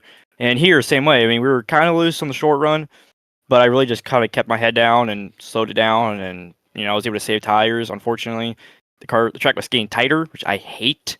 But still, being able to find a little bit more speed, and I even got faster as the laps went down. I think my fastest lap was an 18.9 when originally it was in the 19.0s. So, Aiden, your car, is it a throwback to anything, or is it just kind of like your regular car for racing, buddy? It's my regular one. I forgot to request another paint scheme from Brooks, so it's showing the 24 at the moment still. But no, it's just when I requested Brooks to make has all the sponsors. A restaurant I used to work at, and my buddy's construction company, and I want to put it 45 on there here soon since I work for Nice Motorsports, and it'd be cool to rep their numbers. There you go. All right, man. Well, look, thank your sponsors. A good points day, I got to feel. And I do think that if there's anybody that could definitely probably break through and win to beat Justin Brooks, man, it's got to be you. You've been very competitive on the podium the last couple of weeks. Hang in there. Thank those sponsors, and we'll see you next week at Langley. Thanks, Crash Kitchen by Ghostface, Barker Grading, Caterpillar, and hopefully next at Langley we'll get the win finally. There you go. Aiden Neese heading to the Hampton Heat 200 next Sunday night for the Summer Thunder event with the LFRL. There he is. He'll finish second. Let's grab down Jacob Brown. Jacob in the Diecast Pro Shop number 3 car. And I guess he wasn't trying to make the bosses and the people of Bass Pro mad, so I like that. Nonetheless, Jacob Brown, what's the story behind your throwback car and a good solid podium? You went through a roller coaster tonight here at North Wilkesboro. Still came back to finish on the podium in third.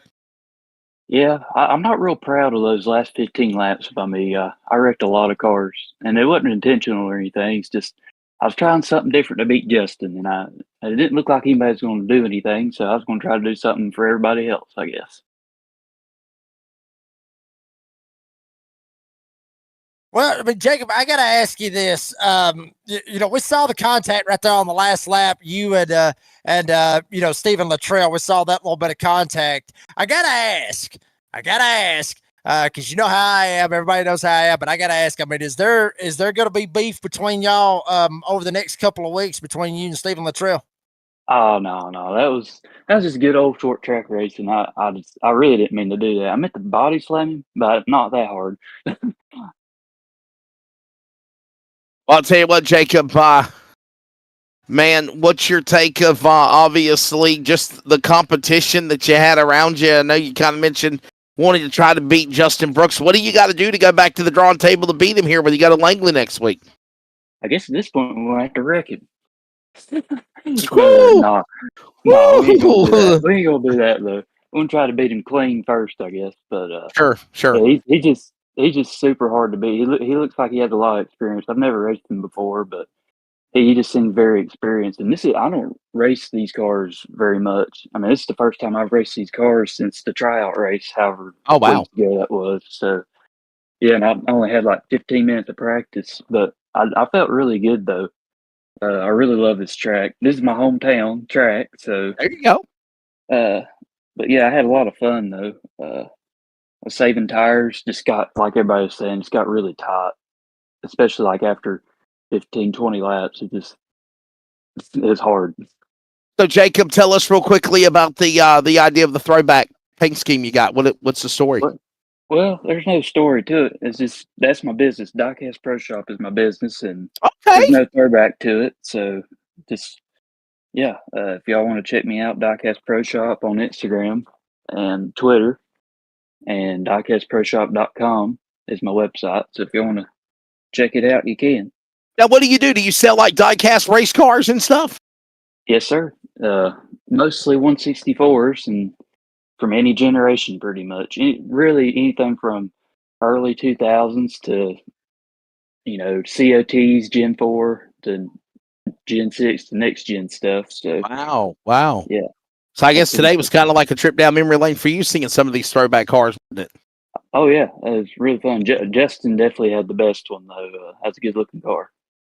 Justin did have a good car, but I just can't put him in the running for the best car because he's already won so much damn LFRL's money.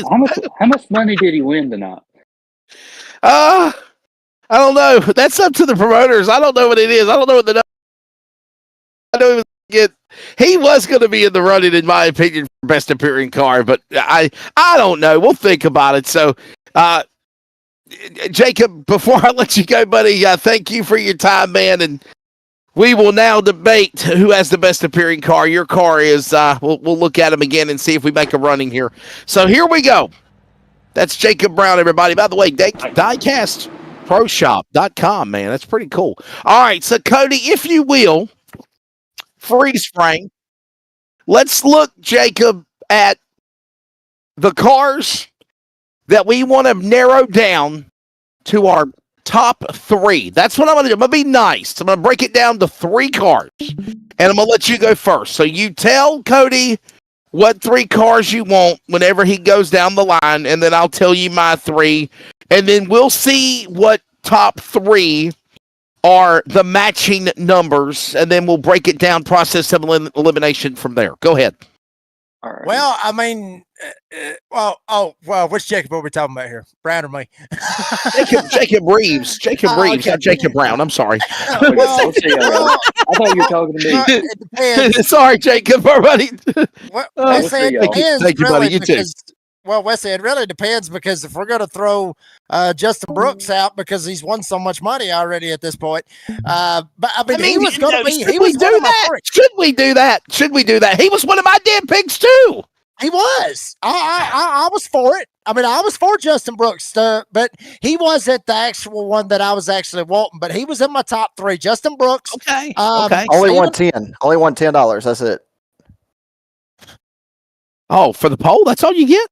Yep, that's it. So, just to clarify. Well, I thought you get money for winning the races. Okay. No. All right. Can't fit in like hell. You know that, right? I wish. That'd be nice. So both for him. All right. Well, Justin Brooks would be one of them. I would have to go with the third one or the second one. Excuse me. I gotta go with the Smoky Unit car. I gotta go with that one. Stephen Luttrell, just the old school vibe. I mean, it looks absolutely cool. Looks fantastic. The third one was a tie, in my opinion. It was the one right next to him, which was Landon Farmer. That was the one that I was thinking about.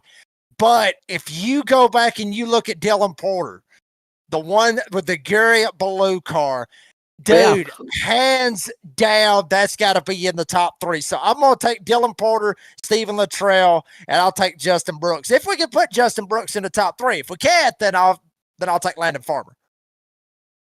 We'll put Justin Brooks in the running. We will.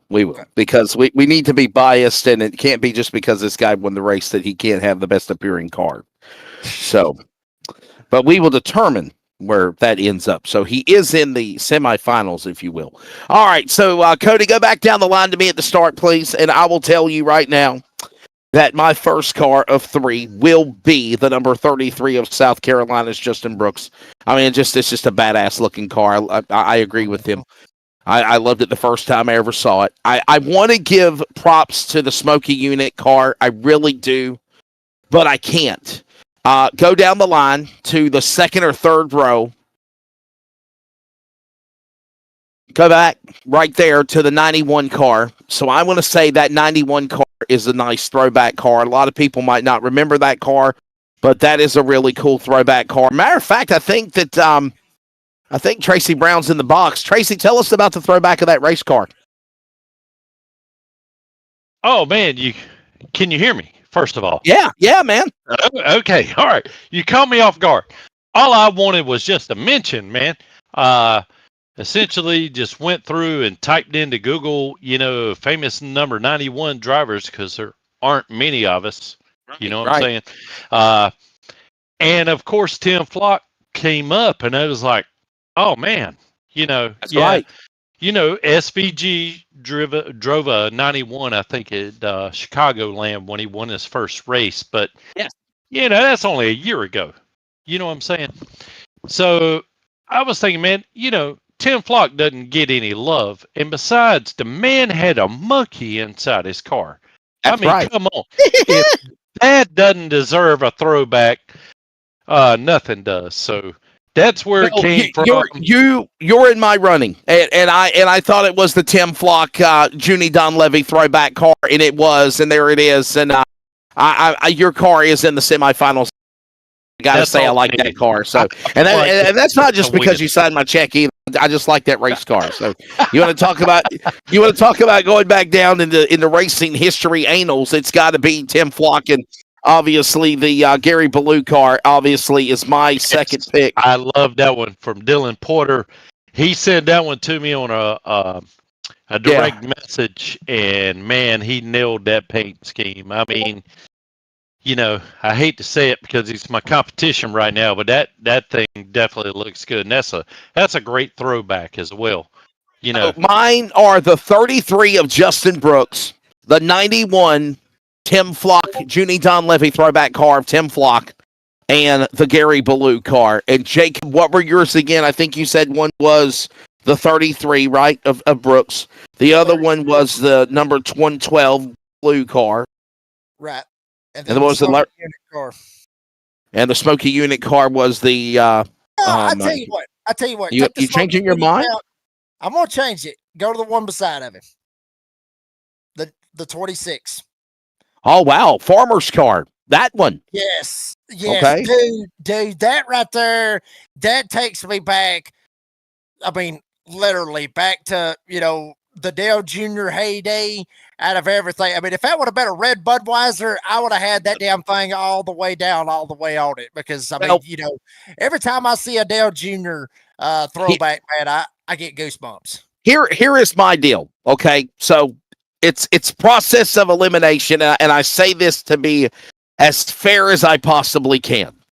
2 out of the 3 entries of our top 3 for the best appearing car are the 33 of Justin Brooks and the 112 of Gary Ballou's car, which is actually the car of Mr. Porter. So, in my opinion, they're in. I have to say the 91 is eliminated and the 6 is eliminated. They go to they at least make the honorable mention of the semifinals. So the 91 of Tracy Brown in the Tim Flock car and the 26 of course, the Farmer car are eliminated. And the only reason they are is because I'm only being fair that we picked 2 numbers out of the 3. So those 2 will advance, and that is Justin Brooks and Gary Ballou. So there's the car right there. There's the Gary Ballou car. And then there is the Justin Brooks car. There is the Justin Brooks car, and there is the Gary Ballou car. Any day now. Cody Deemers of Elevated TV. It is between the 33 and the 112. We're in a stalemate, Jacob and I. You are going to be the deciding factor of who gets the $25 for the best appearing car. Go ahead. Well, I'm kind of in a rock and hard spot too, because I'm a diehard Jeff Gordon fan, and if you look at my room right now, there's Jeff Gordon race cars, diecast cars all over my room. But man, Justin, don't hate me when I say this. I'm gonna have to go with Hot Shoe Ballou, and only. I'm sure Justin Brooks knows about the history of Gary Ballou, don't you, Justin? I mean, you know about the history of that race car and the name of Gary Ballou for sure. Yeah. And I'm only saying that because I feel like I'm being biased because I am such a diehard Jeff Gordon fan, and it's not that I don't like Justin Brooks because he is a talented race car driver, and I love that car. And actually, on the close-ups, you can actually see it looks like the complexion of how Justin explained the color changes in light. From when you turn the camera. But I'm gonna have to go with the Ballou car, man. It's old school. I love old school race cars. I don't know. I have to go with Dylan Porter, man. The 112, man, it's cool, it's different. Because in my opinion, I would have picked Stephen Luttrell just because I like how Smoky Unit. I like the Smoky Unit and the numbers on the hood. That to me is so cool, seeing numbers on a hood of a race car. And I don't know what intrigues me about it, but that is like you mean the cubic inches of the engine is what you're referring to, right? Yeah. Yes. Okay. Yeah, Back in the day, that's what they did. Yes, and I do it personally on my own race car. So okay, I like it. So I have to go with I would have went with Stephen Luttrell. So Justin Brooks and Landon Farmer were my top three other than Stephen Luttrell. But if I have to pick between Justin Brooks and Hot Shoe Ballou, it's got to be Hot Shoe Ballou because I don't know. That car, just something about it, man.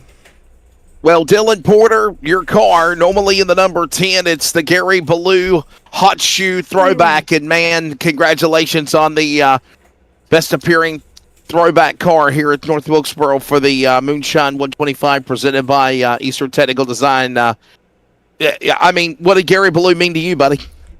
Man, I'm going to be honest with you. I was scrambling to find a throwback scheme. I was on NASCAR. I was on short track. My dad comes in. He's like, oh, you got to do Gary Ballou, right? My first thought's like, who? Right? Well, Okay. And I'm looking around. I look up and I'm like, oh, crap. He raced with my daddy over and over again. And I was like, he ran me through the story of, Hot Shoe Ballou and how he was a tough competitor to beat. And I was like, man, I got to do that. And he showed me that car. By God, I had to do it. I would do that on my modern car. That thing is sick with the rivets and the yellow and the red. I mean, yeah, I was in here probably till from 9 p.m. to 2 in the morning trying to figure out how to replicate it. But I feel like I did a pretty decent job. I want to remind everybody as well, and I'm not trying to sell it in any shape or form. Gary Ballou has a book, and it's called A Checkered Past, My Story.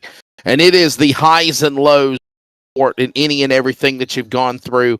Gary Ballou is an awesome guy, of course. A retired American stock car driver from 62 to 2001.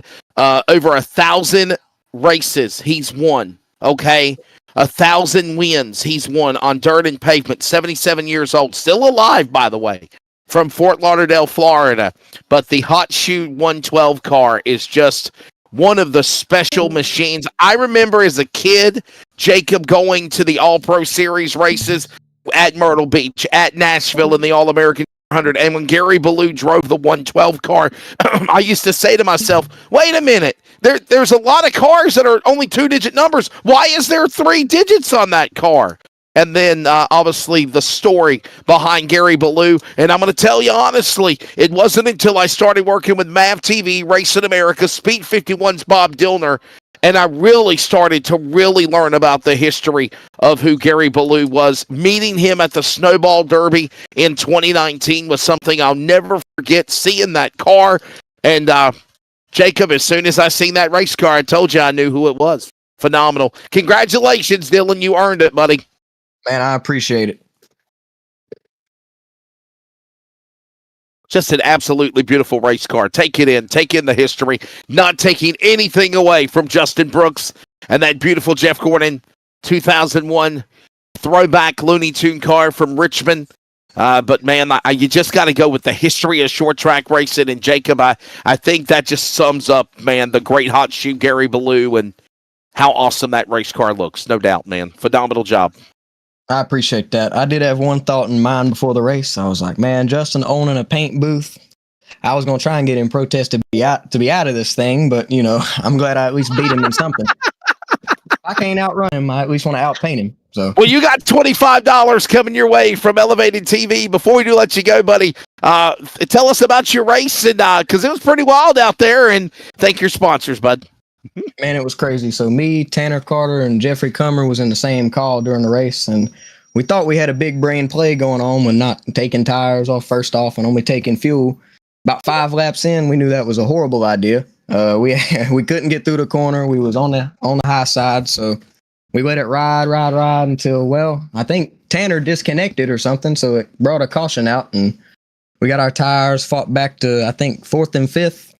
And then something happened with the 3, as he said. I forgive him, whatever he did, but it brought us back a decent bit. But we got to about 8th and 9th, so I'm pretty happy with starting in the back. I screwed up my qualifying lap, so at least I could get through as long as I can, and I'm hoping to improve every week. Obviously, Justin is, a dude everybody watches and tries to replicate. It never works, but, we can. I think we can. Often imitated, never duplicated, right? But exactly. We still had a good song run, and congratulations. Best appearing car for the season 3 of the Moonshine 125 at North Wilkesboro. It is the driver, of course, of the hot shoe Gary Ballou throwback of Mr. Dylan Porter. I always say jokingly in the Johnny Cash, hey Porter, whenever I mention your name. So nonetheless, Jacob Reeves, we're going to get out of here. Oh man, it's been a long day. Went 500 miles with IndyCar today with the Robbins Racing AI Indy 500, and then of course these awesome guys in the Leadfoot Racing League. Jacob, always enjoy you being able to step in when you can. Scott Shive hopefully will be back next week, and your final take of tonight, sir.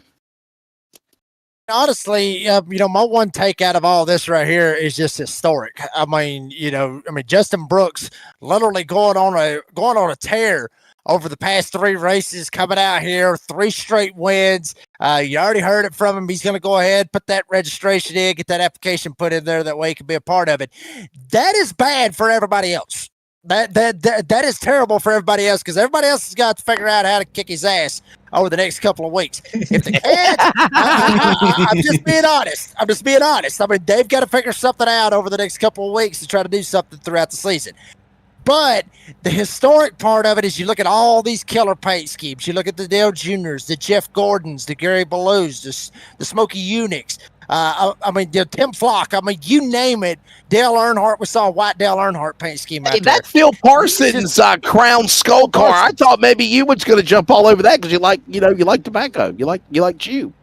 Yeah, well, that was one of my options. That was one of my options. But then, it's like y'all was talking about. The Jeff Gordon, that was old school for me. That was my time. Dale Jr. was my time, and then Gary Bellew. Good Lord. The man was running from the feds. You heard about it on the Dale Jr. download. That is old school outlaw right there. You can't beat that. Yes, sir. So one word always with North Wilkesboro, it's always historic when we come here, and it's always a blast calling races with you, buddy. It's same here. Tracy, we're getting ready for a fun week next week, man. We're going to go 200 laps at Langley, and that'll be a fun race, I think, what we'll see at Langley for our version of Hampton Heath. That should be a good show coming up. Absolutely, yeah. I was. Isn't that a race that Cody was going to drive? I'm not sure. I think it is. Cody's right. I think Cody's going to go 200 laps next Sunday. I don't think he'll beat Justin Brooks, but we'll see what he can do. Oh, that's right. He's real life racing. He's racing next week. Yeah, that's what it is. So. Yeah, that's Langley is not my favorite track. It is the favorite for the amenities, I guess, in real life. That's the first time I ever took a Greyhound shuttle bus to the track, and it was just me and my buddy on there. Tracy's pushing the buttons. I heard you getting a lot. I've heard you've upped your skill since the last time we worked with each other. I think it was Martinsville. Well, I'm not sure about that, Wesley, but I've been a little more lucky over the last couple of weeks. But I got Cody in there kind of keeping me between the ditches, you know what I mean, when it comes to producing. So, yeah, he's definitely helped me out a lot, get me started on this thing, and hopefully give him a break where he can, grab hold of the wheel and get some white knuckles himself there. Well, it was a fun one for sure. Don't forget, as always, follow Eastern Technical Designs and the Leadfoot Racing League Late Model Stock Car Tour on your social media platforms, of course, on Discord. If you'd like to sign up, get in contact with somebody, they'll make it happen to the Brown family. Let's look at the upcoming schedule, Cody, if you want to throw that up on the screen. There it is, as we waypoint.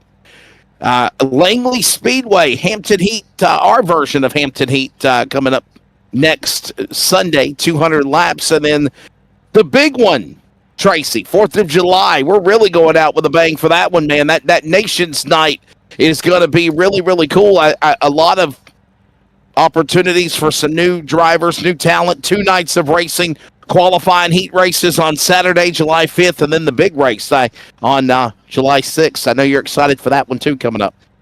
Oh, yeah, absolutely. most of us here, I think, are American, but, we have Tanguy DeCock, and, his name, who is it, Cody? Travis Lapinus. He's my favorite Canadian next to Steve Wallace. I have to put that in parentheses. If you don't know who Steve Wallace is, type it into YouTube. He is a stealth camper.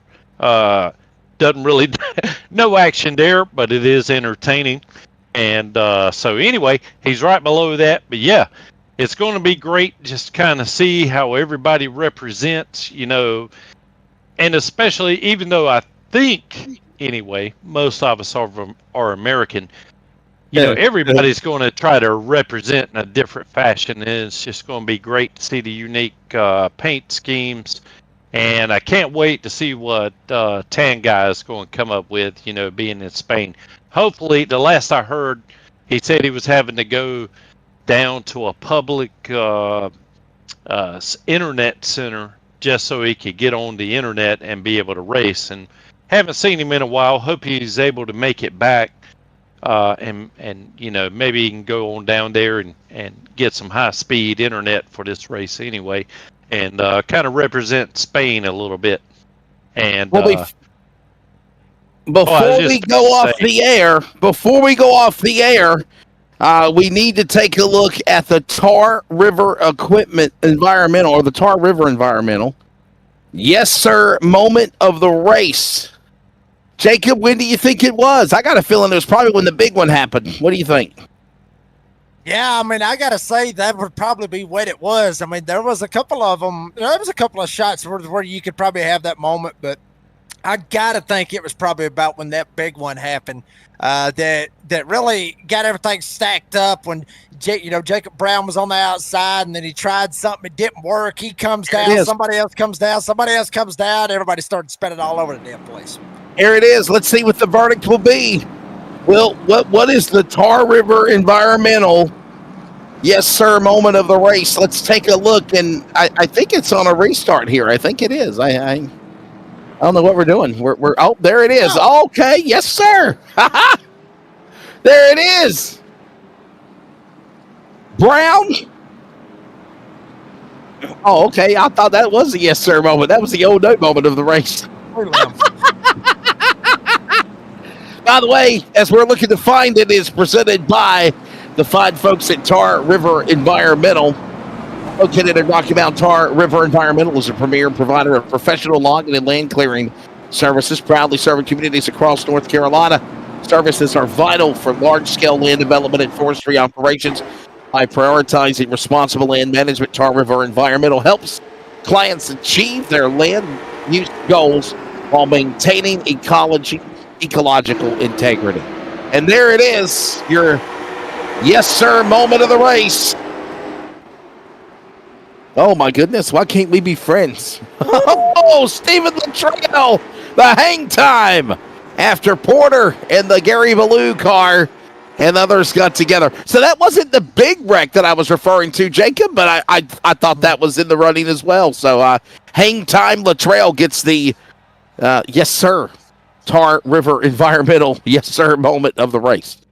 So, well, ladies and gentlemen, that's going to do it for tonight. As always, thank you to all of the sponsors that make it happen for the LFRL Late Model Stock Car Tour Season 3 presented by Eastern Technical Designs. Again, the Moonshine 125. Thank you to Eastern Technical Design, 213 Simware, Dubby Energy. Thank you also to Blue Line Soft Wash, Tar River Environmental for the Yes Sir Community Radio Network, Elevated TV, Joyner Brothers Racing. Got to hang out with them yesterday. Landon Brown, I got to hang out with yesterday. Tricked Out Decals, also all of the sponsors that make it happen. If you go to those sponsors, acknowledge them and tell them thank you for sponsoring all the action of the Leadfoot Racing League. Langley next week, 2 weeks, 4th of July Spectacular at Hickory, July 5th and 6th. We'll have them for you on the Elevated TV and the Community Radio Network. So, with that being said, for all of our amazing crew, thank you to the Browns. Cody Deemer is on production. Mr. Jacob Reeves, the Redneck Announcer. Check him out on the Bang and download all of your podcast platforms and outlets. Always enjoy working with him. And as always, I am Wesley Outland. Congratulations, South Carolina's Justin Brooks, Dylan Porter with the Gary Ballou throwback. They are the big winners here at the Moonshine 125 from North Wilkesboro. We'll do it again next Sunday. Our version of the late model Hampton Heat Summer 200. The Leadfoot Racing League as we rock and roll towards the midway point of the season. For everybody at Elevated TV, the Community Radio Network, and for Iracing and LFRL, good night and thank you for watching. This copyrighted telecast may not be reproduced, retransmitted, or used in any form without the authorized written consent of Elevated Broadcasting. Elevated TV would like to thank all of our fans for your continued support, and we hope you enjoyed today's broadcast.